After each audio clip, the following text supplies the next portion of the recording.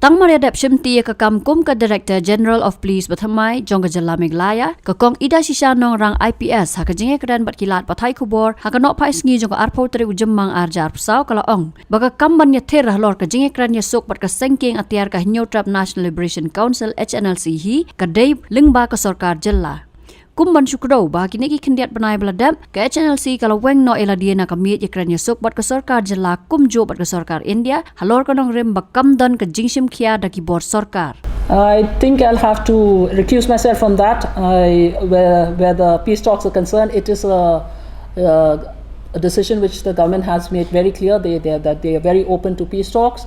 As the DGP of the state, yes, we have seen HNLC. We have faced them.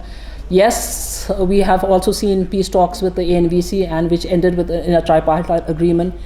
We've also seen the problems of implementing that agreement. We've also dealt with GNLA and we didn't have any kind of peace talks with the GNLA and a number of other small other groups. So where HNLC is concerned and peace talks is concerned, I think the right person to talk to would be the government in this case. The demand notes of HNLC, the HNLC and themselves have come out with the clarification that it is not them.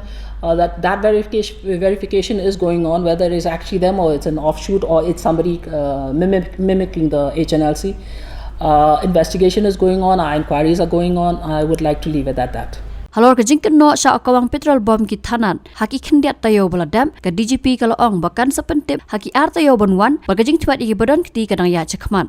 Ma'am, recently also we have seen that there were like so many attacks on police station, arson attacks. So, but we have not seen anybody, no arrests till today. So, what do you have to say? Can you give me just some time on that? I've just joined today. I'll have to be looking into those cases. Maybe in a couple of weeks, I'll be better placed to answer that question. Habatin, pej bahagi kishab, kashab plus F. Ka plus F? Hakabam bangibam dunaki eki bataye kamet. Namar kata habathiru atau khau kamlu ka umpnyang kadut pet ya ka sharp plus F haka jingsom. Yaki nutrient kumki vitamin bat ka ayan la icon diat bat ka bathau bha kam khta ai ka dur jingki mar bam ka jing mat lani ka rukom shed yaki. Balehi banai kita. Ka don ka we ka jing mentoy ba kongsan. Ka kot ka khia.